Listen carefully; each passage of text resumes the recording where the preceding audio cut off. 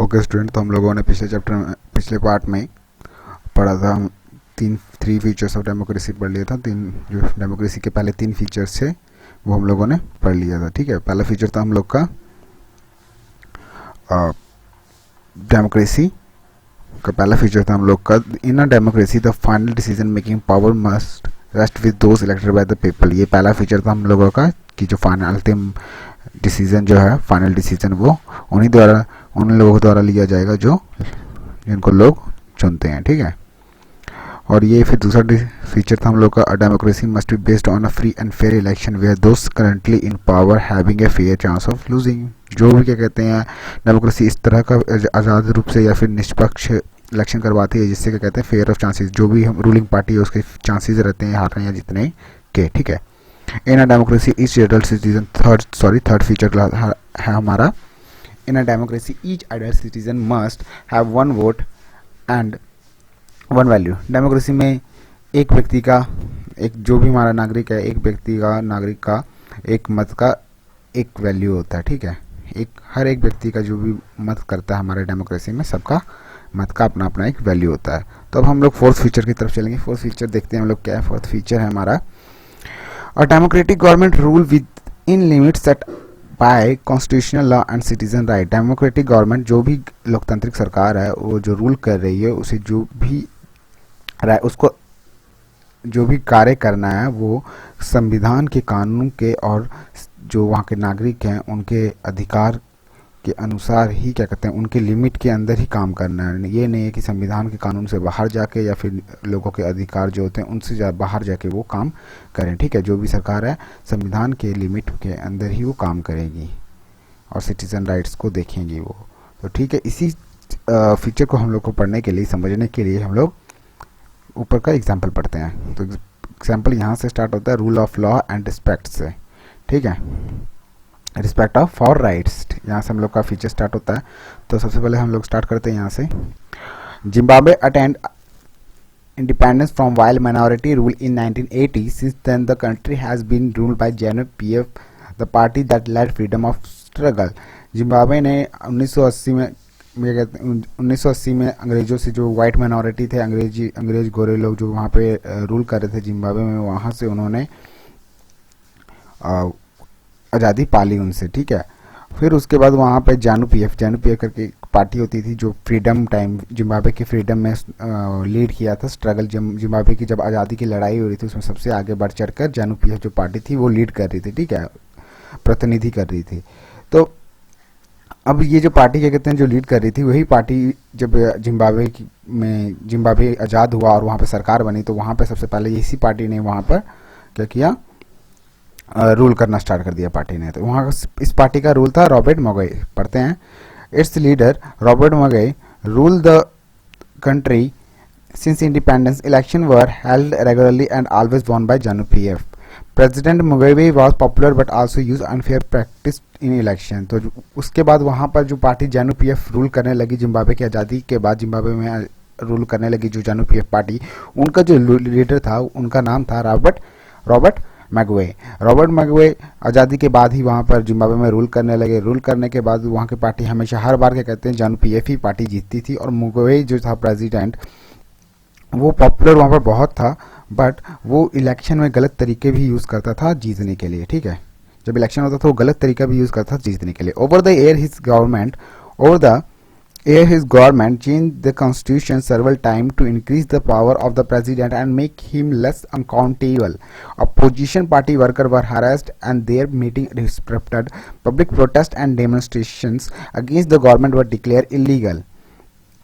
तो उनकी जो पार्टी थी, जो रॉबर्ट मुगाबे की पार्टी जो थी, वो उसके पार्टी के लोग क्या कर रहे थे, चेंजेस संविधान में, वहाँ के जो जिम्बाब्वे का संविधान था, कॉन्स्टिट्यूशन था, उनमें फेरबदल करते रहती थी, जिससे ऐसा फेरबदल करती थी जिससे क्या कहते हैं वहाँ का जो प्रेसिडेंट था रॉबर्ट मुगाबे, उसकी पावर को बढ़ाने के लिए फेरबदल करते थे। और जो भी क्या कहते हैं जवाबदेही देनी पड़ती थी लोगों को, उसमें कमी करते थे कि ऐसा है कि पावर बढ़ाते जाए, और ऐसा मतलब संविधान में ऐसा फेरबदल करना कि जिससे प्रेसिडेंट का पावर बढ़ते जाए और जवाबदेही कम होते जाए। तो इस तरीके का वो फेरबदल करते थे।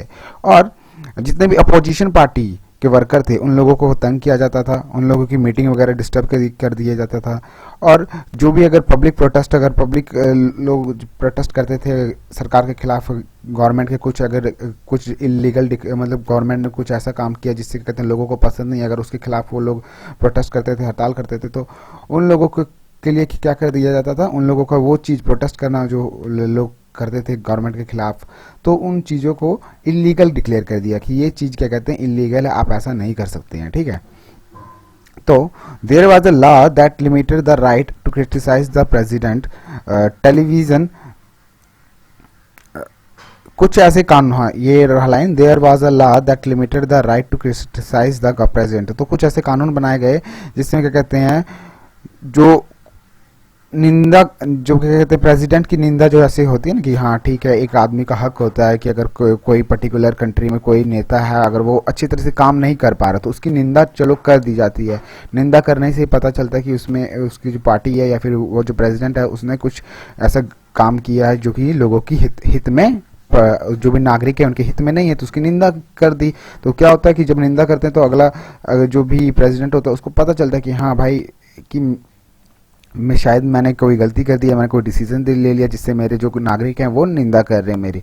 तो अब क्या हुआ कि जो जिम्बाब्वे का जो प्रेसिडेंट था उसके जो गवर्नमेंट के जो वर्कर थे उन लोगों ने क्या किया कि कुछ कानून वगैरह ऐसे कानून लाए जिससे क्या कहते हैं प्रेसिडेंट की निंदा क्या कहते हैं उसमें लिमिट लगाते हैं कि नहीं, जो प्रेसिडेंट किया है वो क्रिटिसाइज प्रेसिडेंट को नहीं करना है, प्रेसिडेंट को क्या कहते हैं अधिकार नहीं है कि किसी को क्या कहते हैं प्रेसिडेंट को क्रिटिसाइज करना या उसकी निंदा करना है, कुछ कानून वगैरह उसमें लाए, ठीक है। अब आगे बढ़ते हैं। Television and radio were control by the government and gave only the ruling party version. उसके बाद टेलीविजन और रेडियो को कंट्रोल कर दिया, जितने भी क्या कहते हैं वहाँ पे जिम्बाब्वे में जितने भी टेलीविज़न और रेडियो एरिया जिससे क्या कहते हैं लोगों को किसी भी तरह की सूचना क्या कहते हैं प्रोवाइड होती है, तो उसमें क्या किया वहाँ की गवर्नमेंट ने उस रूलिंग पार्टी जो जिम्बाब्वे की रूलिंग पार्टी थी जानु पीएफ, उसने उस पूरे वहाँ के रेडियो टेलीविज़न पे अपना कंट्रोल कर लिया। और वही रेडियो और टेलीविज़न वही चीज़ बताते थे जो रूलिंग पार्टी मतलब बताना चाहती थी लोगों को, ठीक है। There were independent newspaper but government harassed those journalists who were against it। तो वहाँ की जो टीवी देखो, वहाँ का टेलीविज़न डिपार्टमेंट और रेडियो डिपार्टमेंट तो उन्होंने कंट्रोल कर लिया। अब बचा उनके पास न्यूज़पेपर वहाँ पर आज़ाद थे लिखने के लिए, ठीक है। बट जो भी जर्नलिस्ट, जो भी वहाँ पे पत्रकार लोग जिम्बाब्वे की जानु पीएफ पार्टी या उसके प्रेसिडेंट के खिलाफ लिखता था तो उसको क्या कहते हैं तंग किया जाता था, ठीक है, उसके खिलाफ एक्शन वगैरह लिया जाता था। The government ignored some court judgment that went against it and pressurized the judges। और गवर्नमेंट क्या करती थी वहाँ के कि जो भी अगर गवर्नमेंट वहाँ पर जजेस होते थे, जो भी उनका कोर्ट वगैरह होता था, उनका न्यायपालिका जो भी होती थी, वो कोई भी डिसीजन लेते थे तो जो वहाँ की गवर्नमेंट थी वो उस डिसीजन को इग्नोर कर देती थी, ठीक है, उस डिसीजन को नहीं मानती थी। और फिर बाद में क्या हुआ कि 2017 में जो वहाँ का प्रेसिडेंट था उसको उसके पद से हटा दिया गया। मतलब रॉबर्ट मुगाबे को 2017 में जिम्बाब्वे के प्रेसिडेंट पद से हटा दिया गया। The example of Zimbabwe show that popular approval of the ruler is necessary in a democracy. तो कहा जाता है कि जिम्बाब्वे का एग्जाम्पल बताया कि ठीक है, एक तरह से पॉपुलर अप्रूवल मतलब जो क्या कहते हैं प्रेसिडेंट, अगर कोई भी वहाँ पे डेमोक्रेसी का जो रूलर रहता है उसका जो पॉपुलर अप्रूवल मिलता है कि हाँ ठीक है, यही जो एक व्यक्ति है जो हमारे देश के लिए मतलब काम कर रहा है, तो इसको एक तरह से हाँ ठीक है आप डेमोक्रेसी में आप रूलर बन सकते हो। आपको क्या कहते हैं देश को चलाने के लिए पॉपुलैरिटी मतलब लोगों द्वारा बहुत सारा मत मिल सकता है कि आप बहुत सारे लोग आपको चुन सकते हैं कि हाँ नहीं आप क्या कहते हैं देश को चलाइए, ठीक है। But it is not sufficient. तो पॉपुलैरिटी ही नहीं कि मतलब अगर वो बंदा बहुत पॉपुलर है तो उसको क्या कहते हैं यही वो देश को चलाए, ये सफिशिएंट नहीं होता है, ठीक है ना। ये चीज़ मतलब ऐसा नहीं है कि अगर पूरे देश में एक व्यक्ति बहुत पॉपुलर है और वो क्या कहते हैं देश को चलाने लायक है और लोग समझ रहे कि नहीं देश को चीज़ चला सकता है, अच्छे से संभाल सकता है, तो उसको क्या कहते हैं अपना रूलर बना दे। ऐसा चीज़ नहीं है, ऐसा चीज़ होना भी नहीं चाहिए। देखो क्या कहता है, popular government can be undemocratic. क्यों? क्योंकि जो ज़्यादा अगर पॉपुलर हो गया वो शायद भविष्य में अनडेमोक्रेटिक मतलब तानाशाही भी हो सकता है, ठीक है। Popular leader can be autocratic if we wish to be assessed in a democracy. It is important to look at the election. तो कहा जाता है कि अगर पॉपुलर गवर्नमेंट जो सबसे ज़्यादा मतलब लोकप्रिय सरकार है, गवर्नमेंट है, वो कल को अलोकतांत्रिक गैर लोकतांत्रिक भी हो सकती है और उसके जो लीडर होते हैं वो तानाशाह भी बन सकते हैं। अगर कल को वही एक लीडर बार बार जीतते हैं सरकार में, बार बार एक ही बार बार जीत रहे हैं, ठीक है, और वो पॉपुलर हो रहे हैं, तो ऐसा नहीं कि वो लोग अगर चाहेंगे कि सब चीज़ अपने अंडर कर लें एंड तानाशाह बन जाए, तो ऐसा भी नहीं होना चाहिए। इसलिए हम लोगों को इलेक्शन पे हमेशा ध्यान देना चाहिए, पर्टिकुलर जो इलेक्शन हो रहा है उस चीज़ पर हमेशा ध्यान देना चाहिए। But it is equally important to look before and after the election. There should be sufficient room for normal political activity, including political opposition in the period before election. तो हम लोगों को क्या करना चाहिए कि जब भी इलेक्शन वगैरह होना चाहिए तो एक तरह से नॉर्मल पॉलिटिकल एक्टिविटी होनी चाहिए, जबकि राजनीतिक जो भी गतिविधियां हो रही हैं वो एक नॉर्मल तरीके से होनी चाहिए, कि जो भी पॉलिटिकल अपोजिशन पार्टी है उन लोगों को भी इलेक्शन पीरियड से पहले क्या कहते हैं सबको मिलके एकदम उनके ऊपर भी जो भी मतलब मिलना चाहिए, जो भी जो हमारे इलेक्शन अपोजिशन पार्टी के जो लोग होते हैं उनसे भी क्या कहते हैं मिलना चाहिए कि उनकी क्या राय है, ये सब चीज़ भी देखनी चाहिए। ऐसा नहीं है कि जो पर्टिकुलर पार्टी बार बार जीत रही है उसी के बारे में बात सुनना, नहीं, जो हमारी जो भी क्या कहते हैं अपोजिशन पार्टी है उनके बात को भी एक बार सुनना चाहिए, ठीक है। ये इस लाइन का मोस्टली कहना का मतलब है। This require that the state should respect some basic right of the citizen. They should be free to think, to have opinion to express their in public. तो इसका कहने का मतलब, इस चीज़ का कहने का मतलब है, जो भी ऊपर एग्जाम्पल हुआ, एक चीज़ का कहने का मतलब है कि जो क्या कहते हैं नागरिक हैं, हमारे एरिया के जो भी नागरिक हैं, उनके पास ये अधिकार होना चाहिए कि वो किसी चीज़ के लिए जो अपने पर्टिकुलरली जो भी इलेक्शन वगैरह जो भी पॉलिटिकल एक्शन हो रहा है, वो फ्री होके सोच सके, अपना क्या कहते हैं ओपिनियन रख सके, ठीक है, और अपनी जो बात है वो पब्लिक में कह सके। जैसे फॉर एग्जांपल क्या होता है इलेक्शन के टाइम नेता वगैरह लोग जो आते हैं, उस टाइम जो भी व्यक्ति है, ठीक है, जो भी व्यक्ति जो फॉर एग्जांपल कोई जो नागरिक है वो वोट करेगा ना, जो नागरिक वोट करेगा उस नागरिक को सोचने की वो फ्री रहे, हाँ ठीक है, वो पर्टिकुलर पार्टी को चुनने के लिए वो उसकी जो थिंकिंग है वो फ्री रहे, वो अपना ओपिनियन दे सके कि हाँ पर्टिकुलर पार्टी पर ओपिनियन दे सके और अपनी फीलिंग को एक्सप्रेस कर सके पब्लिक में आराम से, ठीक है, और किसी भी तरह का वो एसोसिएशन फॉर्म कर सके ताकि कोई भी पॉलिटिकल एक्शन होता तो उसमें क्या कहते हैं प्रोटेस्ट वगैरह कर सकता है। तो इस सब चीज़ों की क्या कहते हैं फ्रीडम होनी चाहिए किसी भी पर्टिकुलर स्टेट या कंट्री के नागरिक को, ठीक है। Everyone should be equal in the eyes of law. This right must be protected by an independent judiciary whose order are obeyed by everyone.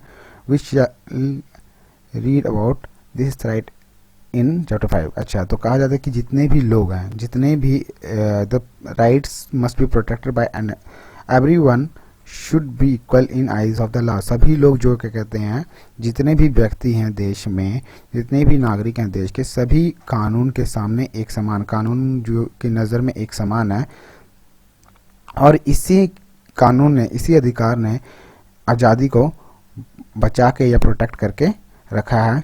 Judiciary who order are अवे by everyone. तो जो भी क्या कहते हैं आज़ादी की जो भी न्याय वगैरह न्यायपालिका के जो भी ऑर्डर्स होते हैं, बट इस अधिकार को, इस कानून को बहुत सारे लोगों द्वारा जुडिशरी द्वारा,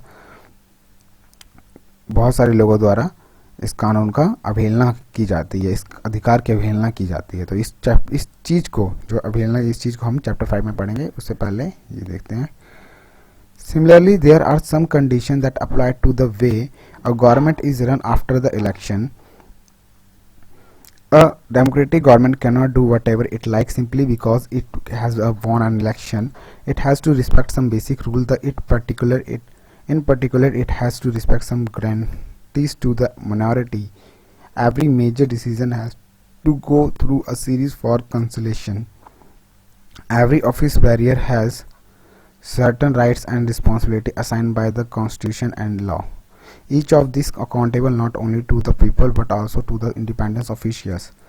अच्छा, कहा जाता है कि अगर क्या होना चाहिए कि जो सरकार अगर इलेक्शन जीतती है तो इलेक्शन जीतने के बाद सरकार को क्या करना चाहिए, इलेक्शन जीतने के बाद जितने भी बेसिक रूल्स हैं सबकी रिस्पेक्ट करनी चाहिए। सबसे पहले जो भी गवर्नमेंट कॉन्स्टिट्यूशन वगैरह जो भी रूल्स है सबको उसकी रिस्पेक्ट करना चाहिए।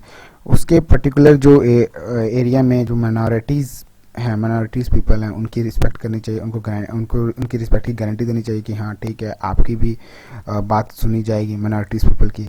Every major decision to go through a series of constitution, जितनी भी कोई भी बड़ा से बड़ा डिसीजन जब तक क्या कहते हैं सभी लोगों की बात सुन के ही क्या कहते हैं वो डिसीजन लेने चाहिए। ठीक है, कोई भी अगर डिसीजन ले रहे हो जब तक क्या कहते हैं उस पर वार्तालाप सभी लोगों के साथ वार्तालाप नहीं किया तो उसका वो डिसीजन नहीं लेना चाहिए। अपने मन से कोई डिसीजन मतलब अपनी पर्टिकुलर अपने तरीके से नहीं लेना चाहिए। Every office bearer has certain right and और responsibility assigned by the constitution and the law. Each of this accountable not only to the, जितने भी ऑफिस वर्कर हैं, जितने भी ऑफिशियल्स हैं, उन सभी का क्या कहते हैं एक रिस्पॉन्सिबिलिटी और जो भी राइट्स अधिकार है एक तरह से कानून और संविधान के अंदर है। तो हर किसी को क्या कहते हैं ऐसा नहीं है कि जो जवाबदेही देना सिर्फ लोग क्या कहते हैं ये लोगों को ही देना है, नागरिक को देना नहीं, जो इंडिपेंडेंट और जितने भी क्या कहते हैं हमारे और ऑफिशियल्स हैं, बॉडीज़ हैं, सबको एक तरह से जवाबदेही देना है कि पर्टिकुलर काम किस तरीके से हो रहा है नहीं हो रहा है, ये सब सारी जवाबदेही गवर्नमेंट को प्रोवाइड करनी है। ठीक है, तो इसी के जो कि तुम लोग फोर्थ चैप्टर में पढ़ोगे इस चीज़ को। Both this aspect give us the fourth and final feature of democracy. तो इन सभी चीज़ों को जब हम लोगों ने पढ़ा तो उसके बाद हम लोग को फोर्थ फीचर मिला डेमोक्रेसी का, a democratic government rule within limit set by constitutional law and citizen right. तो लोकतांत्रिक सरकार जो रूल कर रही है वो जितने भी कार्य करेगी वो एक संविधान के कानून और मानव अधिकार के तहत लिमिट में ही रह के कार्य करेगी। ठीक है, काम और कार्य करना चाहिए। तो ये पूरा एग्जाम्पल में क्या था फिर से एक बार पढ़ लेते हैं कि एक ओवरऑल ले लेते हैं कि जिम्बाब्वे की आज़ादी के 1980 में जिम्बाब्वे आज़ाद हुआ। वहाँ पे एक पार्टी लीड कर रही थी जानू पीएफ, उसका प्रेसिडेंट था Robert मोगाई।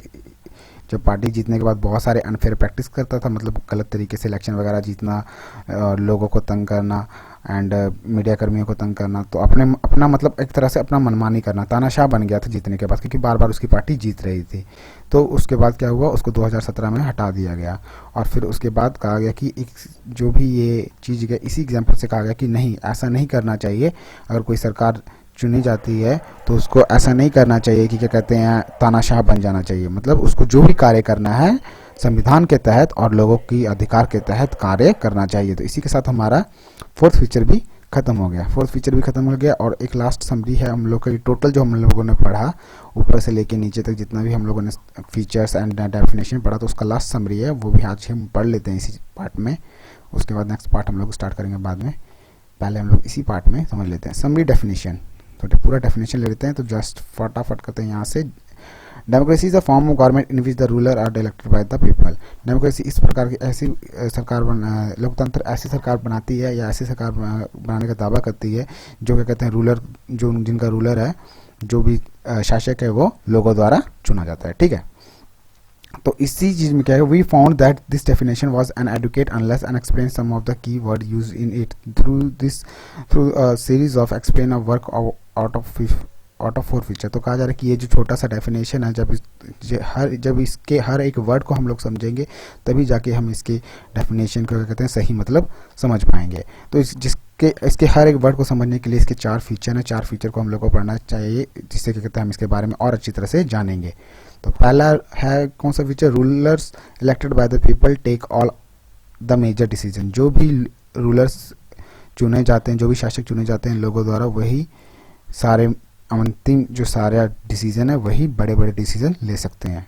Election after a choice and a fair opportunity to the people change the current ruler. तो जितने भी इलेक्शन अगर हो रहे हैं तो एक तरह से लोगों को ऑफर दे सके, मतलब ऑफर मतलब दे सके, लोगों को एक चांस दे सके कि आप पर्टिकुलरली करंट रूलर को चेंज करने का। ऐसा नहीं है कि जो रूलर चलते आ रहा है, जो शासक चलते आ रहा है तो वही चलते आ रहा है, फिर उसका बेटा पैदा हुआ, फिर बेटा हुआ, वो फिर रूलर बन गया, फिर उसका बेटा हुआ, फिर वो रूलर बन गया। ऐसा नहीं, एक तरह से लोगों को चांस मिलना चाहिए कि अपने रूलर को चेंज भी कर सके। This choice and opportunity it's available to all the people on an equal basis। तो ये जो भी चॉइसेस हैं, जो भी अपॉर्चुनिटी है, ये सभी लोगों को मिलनी चाहिए एक समान, ठीक है। A fourth feature, the exercise of this choice lead to a government limited by basic rule of the constitution and the right। जो भी एक्सरसाइज, जो भी कार्य हो रहा है, मतलब कि पहला है, सबसे पहला है रूलर चुने जाए, जो भी रूलर चुनेंगे वही मेजर डिसीजन लेंगे। दूसरा है रूलर जो चुने गए हैं उनको हटाने की भी क्या कहते हैं, लोगों के पास चांस होना। तीसरा है सबको इक्वल चांस होना चाहिए, ठीक है, इक्वल अपॉर्चुनिटी मिलनी चाहिए इलेक्शन में। और चौथा है कि जो भी गवर्नमेंट चुनी गई है वो काम संविधान के तहत, संविधान के लिमिट के अंदर, मतलब जो भी संविधान द्वारा जो भी रूल्स बनाए गए हैं और नागरिकों के अधिकार के तहत ही उस गवर्नमेंट को काम करना चाहिए। तो इसी के साथ तुम्हारा 4 के 4 फीचर, जो चारों फीचर थे वो कंप्लीट हो गए। एंड हम लोग अब नेक्स्ट टॉपिक में पढ़ेंगे, नेक्स्ट पार्ट में पढ़ेंगे व्हाट डेमोक्रेसी। पहले हम लोगों ने पढ़ लिया व्हाट इज डेमोक्रेसी, डेमोक्रेसी के बारे में पूरे 4 पार्ट में हम लोगों ने समझ लिया। अब हम लोग पढ़ेंगे व्हाई डेमोक्रेसी आगे, कि क्यों डेमोक्रेसी। तो इसको नेक्स्ट पार्ट में हम लोग पढ़ेंगे, ठीक है।